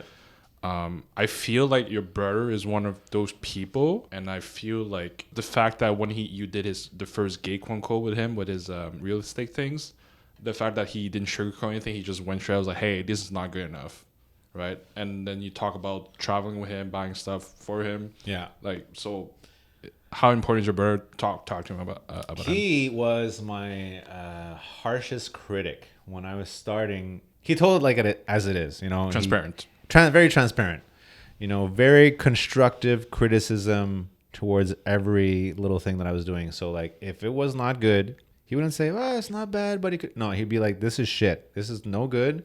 This is not something I want to, because basically also the photos and video are the kind of bread and butter for a real estate agent. So like if a real estate agent doesn't have good photos, they're almost not even taken seriously. Like they're like, okay, this is who you're working with. Like this is what what I mean? They have nothing to show other than their photos and like maybe a photo of their pretty face on their business card. But other than that, it's like what it is that people see are the photos of their listings, right? And like if those photos are no good, they're almost not even taken seriously. Like, oh my God, this is horrible. Like that's, so whenever my work was inadequate, my brother would tell me straight up as it is. Like he was like, this is, and like so much of my stuff when we got started was like too dark, not fast enough, and it just lingers on this shot a little bit too long.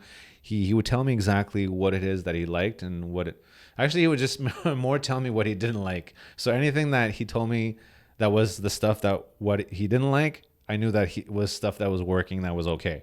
So like I would always work towards making it better. He was so harsh with me that I honestly even look at other people's videos now and like I'm looking at it through his eyes and be like, this video is so dark. Oh, it's just like way too long, or like, you know what I mean? Like I'm almost saying the same criticisms that I was getting when I was starting my videos. And like, honestly, I look at some people's videos that have been doing this for years, like way longer than I have been doing it. And I'm like, not even impressed. Like I look at their thing, like this is Oh yeah, okay.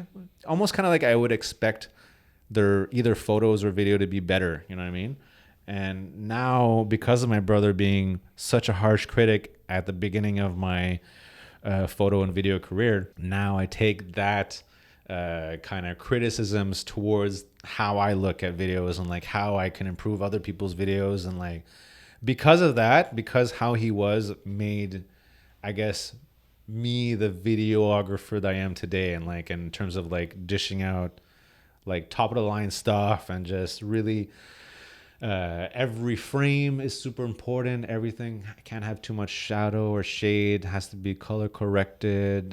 Just so like even after editing a whole video, I go back to the very beginning and I make sure that every shot is optimal, that everything you could see properly, whether it's even not even has to do with real estate. Basically, I was really strict on those videos, especially because we're selling a space. So it has to be very bright and clear and visible, and you have to see everything around, right? So that's kind of like I took that almost into all the videos that I do now. So like now every video that I do, I try to make it like as bright, crisp, and clear as possible. Always kind of with a pace that like you never get bored of any of the clips in the video, for me anyways. I feel like if I see a clip or a video and I'm like, okay, like they could have went to the next shot a little bit faster, and like honestly it's kind of crazy, but like today's attention span is so short that you need to captivate like instantly. And like as soon as I see a video that I'm not, captivated or something, that's like I'm like, okay, that's it, they lost me on that video. And that's how I take my own criticism of like seeing my own video, and I'm like, that's no, or it's a little bit too like, or I'm so critical about my own videos that whenever I see someone else's video that like doesn't match what I'm dishing out and that they've been doing it for so many years, I'm like, come on, man, like you could do something better than that. I'm like, come on, like, or they're paying you that much for that video and that's what you're doing, like holy. And honestly, I'm not gonna say any names, but like a lot of videos of videographers and stuff that have been doing this for years, I look at their stuff and I'm like, wow, okay, that's what they're like. Okay. Or either I'm super impressed and I have something to say, but like sometimes I have come across some videos. It's either maybe not all the video, but it's some that I'm just like, I could have done better. Like, or I could have added a little something extra in there to make that video more dynamic. And like I said, I'm now working a lot more with effects as much as possible, just because that's like now the wow factor. And if you add like effects and things that are blowing up and effects and like more sound effects and this and like just the way to make the whole video dynamic and not just like a beginning that's really cool and then the rest of the video is boring, like trying to keep the viewer captivated throughout the whole video is those are my next steps of my next videos. And sort of not just so much like creating a music video, I guess I can say, because I basically for every video that I create, I basically start with the song. So like the song is the first thing what drives my video. I'm like, okay, I could see this video going really well with this song. Or sometimes I even have my client choose the song, like, hey, do you have a song in mind that you want to use? Because I have done some videos before where I did a whole video, use the song, and I cut it to the song so that it's like, every time there's like a da da da da da da da da da da da, and it's like it's always changing to like so it just kind of mimics the song. Where I do the whole video and then the client says, oh, the video is great, but the song I don't like so much. And like, could you just change the song? Man, it kills me, because I'm like, I work so hard to make it sink in with that song specifically. Like when you choose a song, at least I still have all my shots. And if they choose a different song, I kind of just match it that song, whatever. So like the intro part might be a little bit longer. I might drag that part a little longer before doing the walking into the door part or whatever it is. So yeah, it's just obviously a learning curve with every video. Like you're like, okay, so instead of just choosing a song, I'll maybe take their song recommendation. Sometimes it's a good song recommendation. Sometimes like this doesn't match the video at all. I'll choose something else, or I'll give them a recommendation of my own and see if they might like it. Because like I said, the very beginning of this, I can't even start editing a video without knowing what's my song. It's like I basically mimic the song's mood with the video, and then it kind of all comes together. Yeah, that's it. The videos that I do are very kind of almost music videos, if you will, but now I'm trying to kind of detach from that and add a little bit more effects and have like maybe the effects kind of drive the video instead of it always just kind of being just a straight cut video, with a fade in and a fade out, and then that's it. Like I'm now kind of putting a little bit more work in terms of like what the effects and what the full look of the video is when it's finished. Yeah, that's it. That's my kind of where I'm going off to. I opened another can of worms by accident. Yeah, totally. All right, we are running low on time. There's one thing that you can correct me if I'm wrong. Yep. I think another main point in your story was your first actual gig at the wedding at Cuba. You mentioned our friend. Is that the same person that passed away?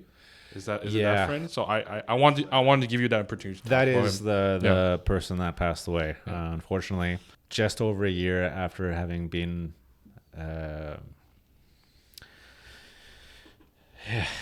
just a year after being married, he passed.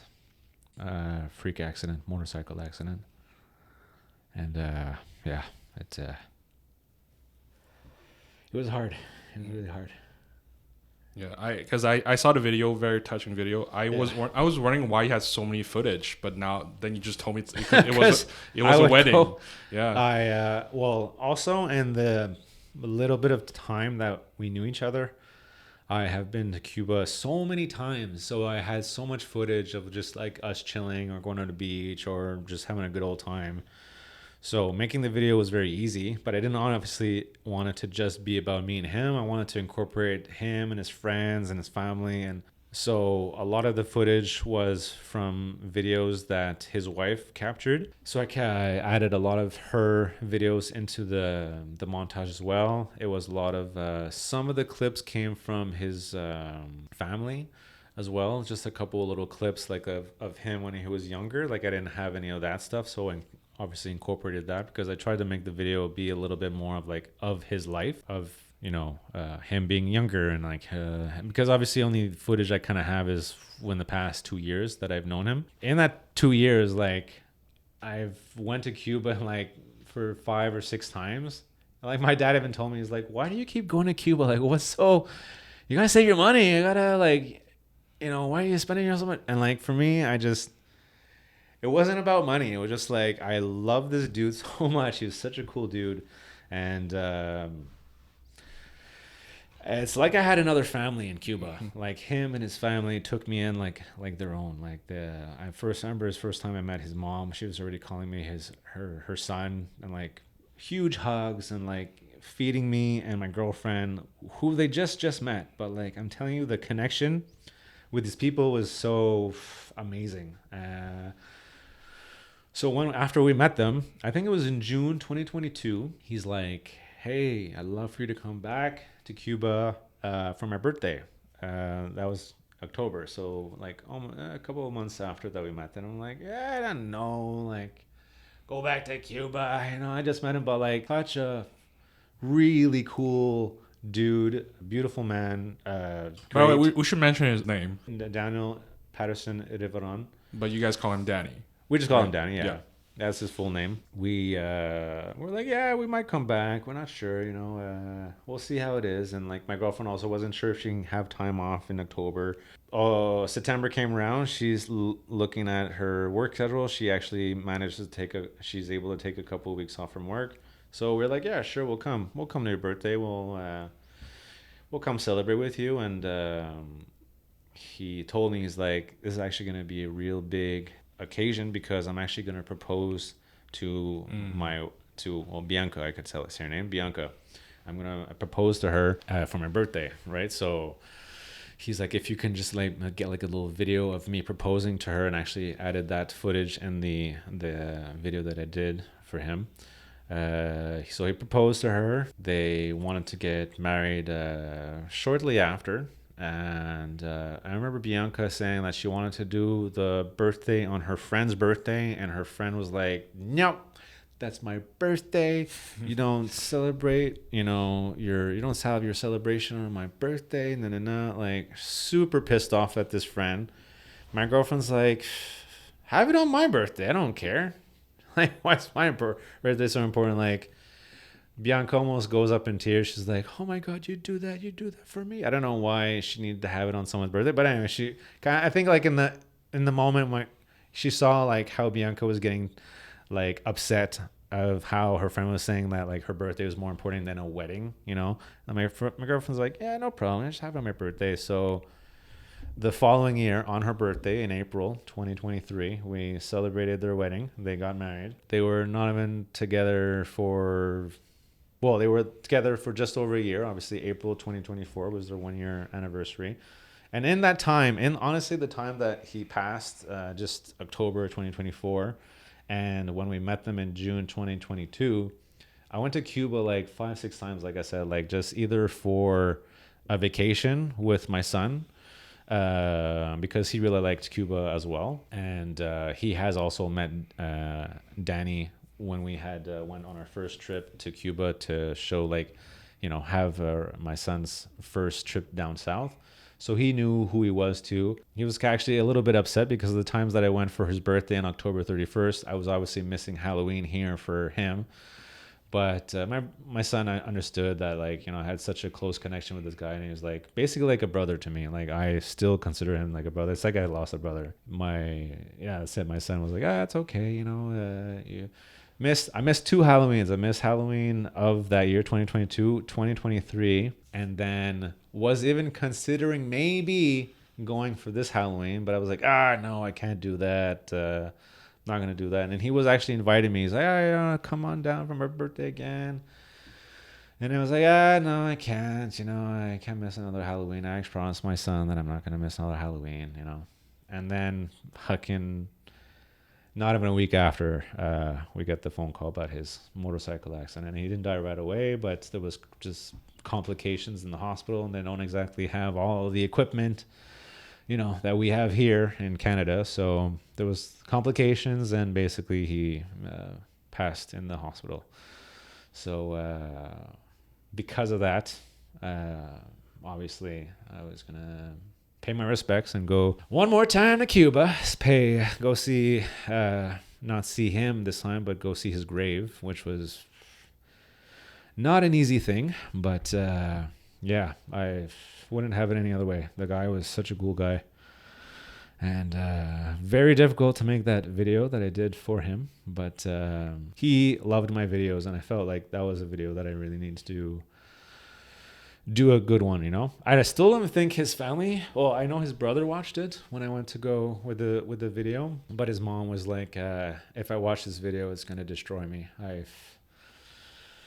just always in tears and crying and stuff, you know, just how it was very difficult there. So yeah, that's it. I made that video for him, and that was one of the like last videos that I did for a little bit. I took like a little break from videos, and then I just got back into it. Is you know, the clients need the videos, and I'm the man to dish it out for them. So yeah, thank you for sharing that. By the way, I can trust me. It took Phil a lot to just tell me this. Oh yeah, totally. And from my perspective, when I saw the video, I was like, this is a very touching video, and people that didn't even know who he was. But watched this video and they were starting to tear up. You know. Yeah, and I was like, you know, from my perspective, I was like, oh damn, this must be a really, really close friend, and that didn't know him, like maybe even childhood friend. And then now today, I just learned, oh, you just met him, during a not random vacation, but you just saw him randomly in a resort. Totally was 2 years ago now. 2 years ago, a little over the 2 years ago, that I met him at. You're completely right. It was randomly at this resort. You know, never would have thought I would meet like my soul brother almost. Dude. Such a cool guy, younger than my actual brother, but as close as he would be, like as if he would be my real brother. Yeah, he was a cool guy, very, very nice guy. I'm sure. And like I said, he basically kickstarted your career in some sense. 100%. Yeah. He was my first gig. You know, he was my first gig, first official gig as a official entrepreneur, videographer, photographer. Yeah. It's something. And the song that I used for that video, I came across, I didn't think of obviously using that song because I actually heard the song that I used before hearing the news. It was the Coldplay's new album, Moon Music. The song I used is actually the first song in the album and is in no way supposed to be interpreted, I guess, as a kind of song that could be sad. But I heard the song after he passed away. I remember hearing that song and thinking like, wow, this is a really deep song. And re-listened to the song after he passed, and I was like, yeah, this is the song I'm gonna use. It's like so good. It's like it's so deep. There's like a little bit of piano. I really like piano. And I was like, oh yeah, I was like almost picturing how I'm going to put the video together as I was listening to the song. I'm like, yeah, has to be the song.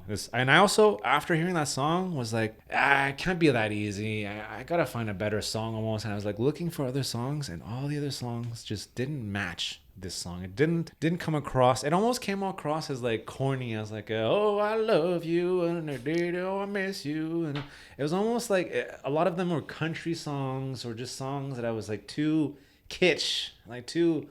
They almost want you to cry by hearing the song, and I was like, I didn't feel that like connection with any of the songs. I did quite a research. I did like quite the research in terms of like even going into rap songs, like every breath you take, that song. I was like, no, it doesn't match what I'm looking for. And like I just came back to that song. I'm like, this is the song I'm gonna use. Yeah, I watch it now and I find it still works really, really well. I watched the video to kind of think of him again.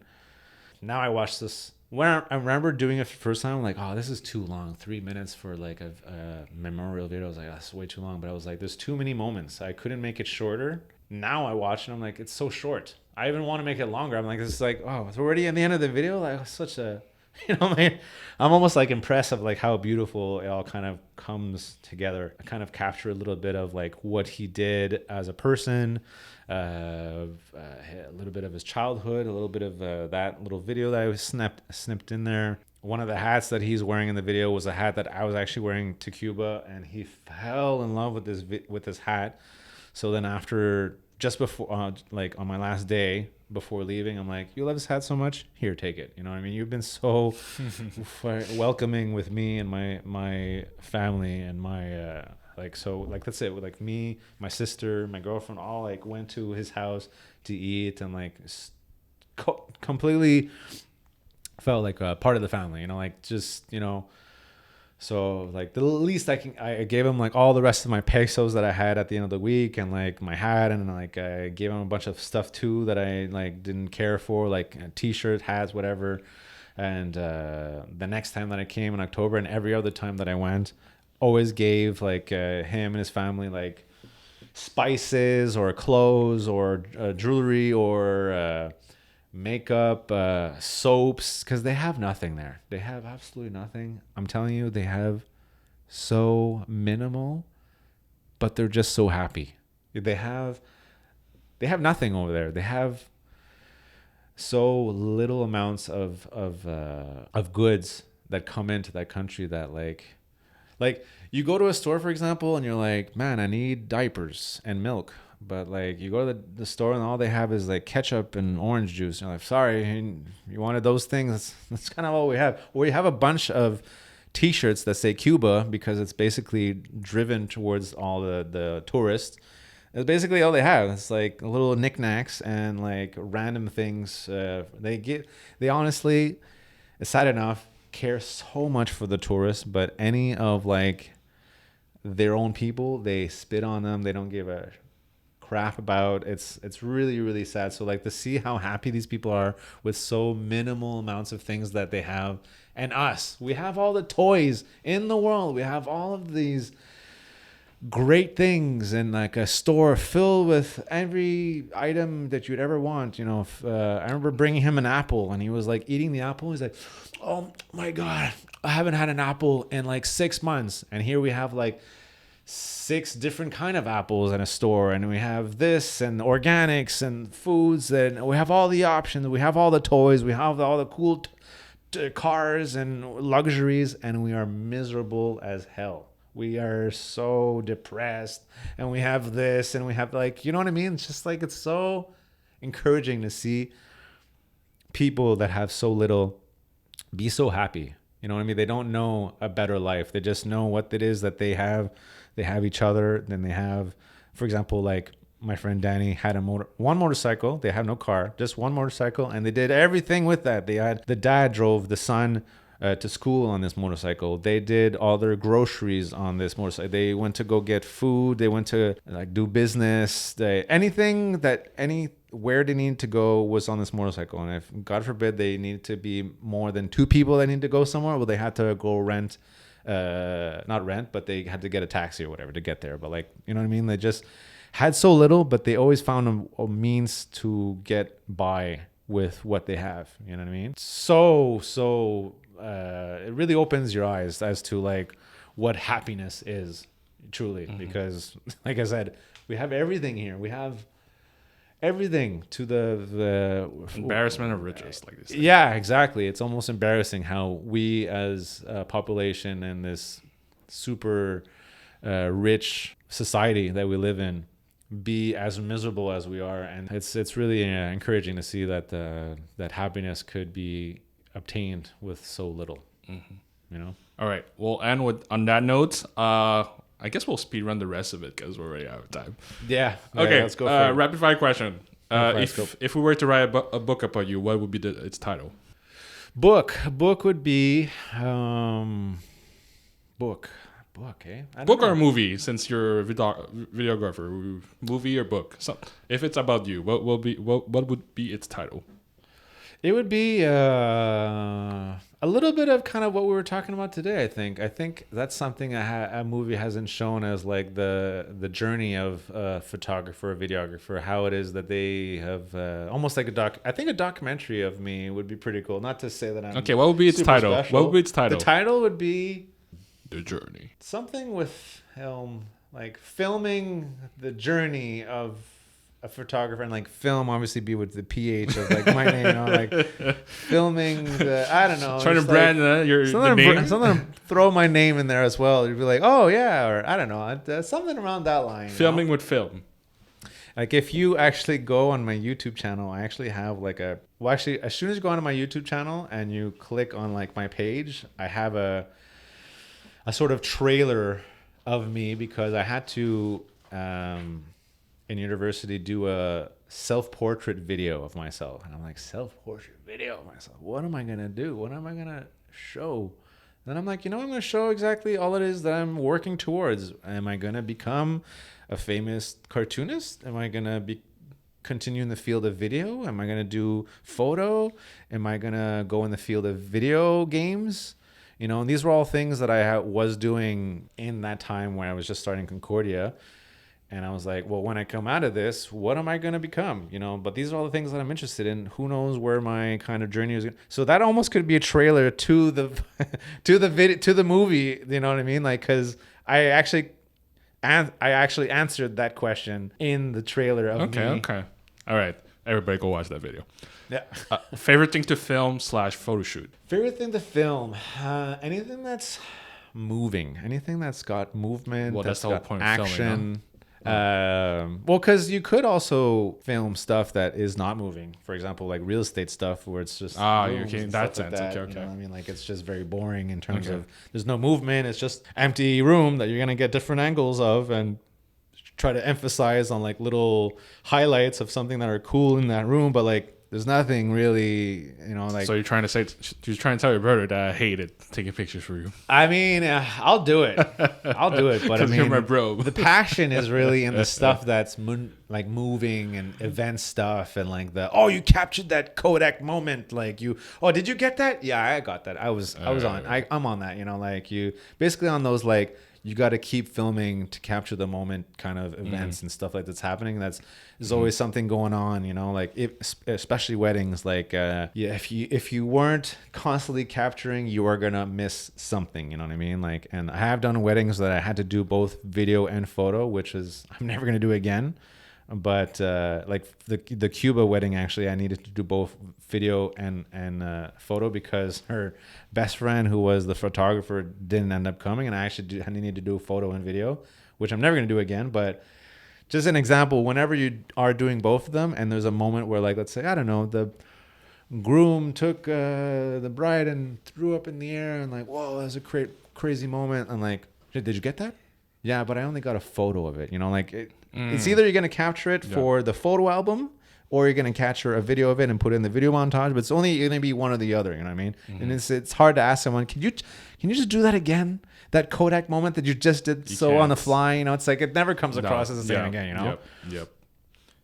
So yeah, stuff with movement, stuff that's like it's would flow. You know, stuff that's the stuff that I like filming. Okay, a little bit more fun. Favorite video game. Favorite video game. That's hands down Legend of Zelda Ocarina of Time. Yeah, that's high five. Fucking right. Let's go. That just came in my life in the perfect time where I just needed to kind of get a video game that I could really sink my teeth into. You know what I mean? Like, because other video game experiences up until then was really cool. You know, GoldenEye is fucking cool. Very fun game to play. But it's like, all right, you did the mission. Now it's over.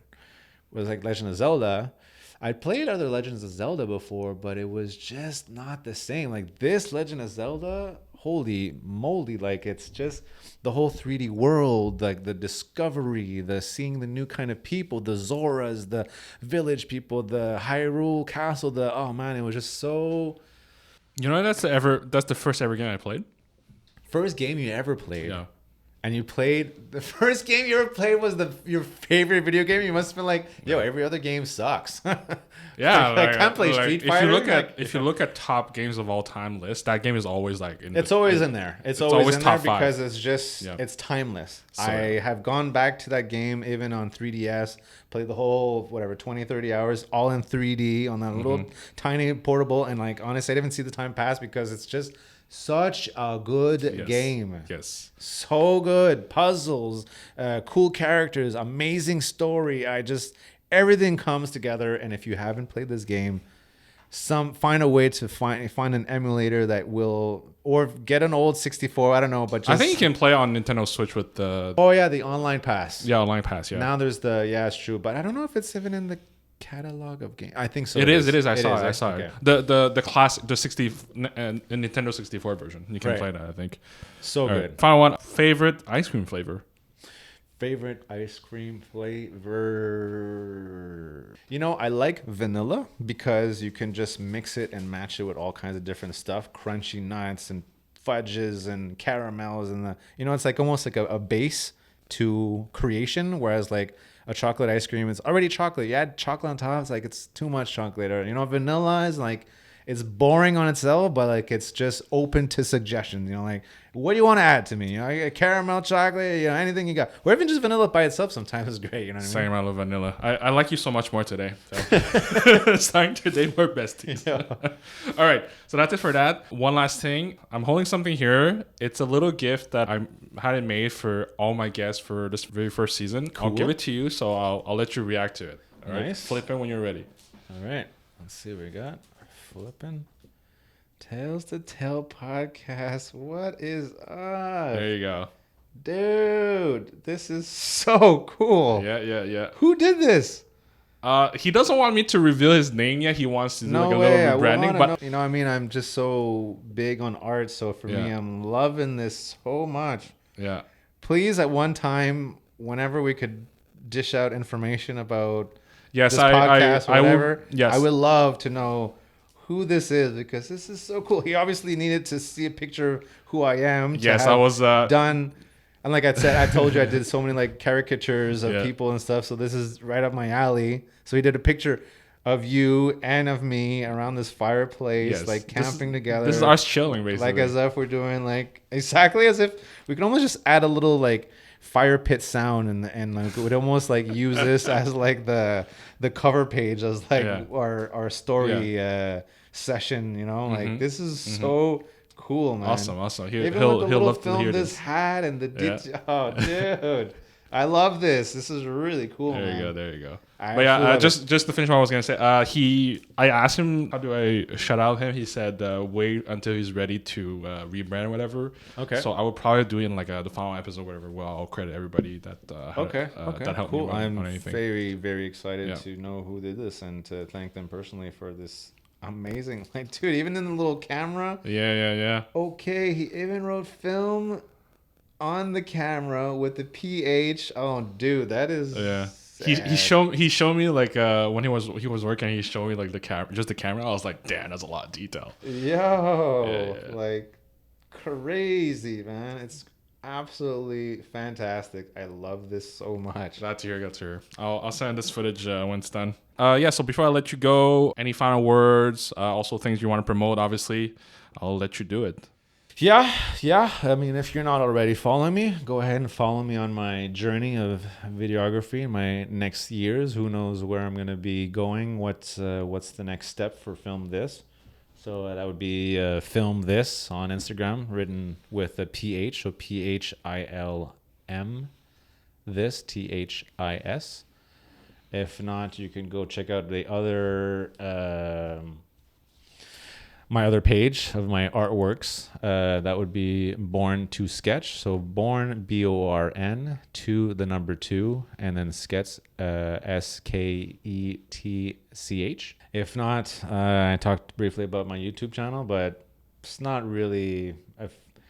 Like TikTok, YouTube is kind of just like I post stuff on there for fun. I like never kind of really took it seriously. My real kind of official portfolio is like more the Instagram, but like I'll shoot some stuff on there, like dumb TikTok stuff that I did or whatever. Like it's it's just whatever, but it's there.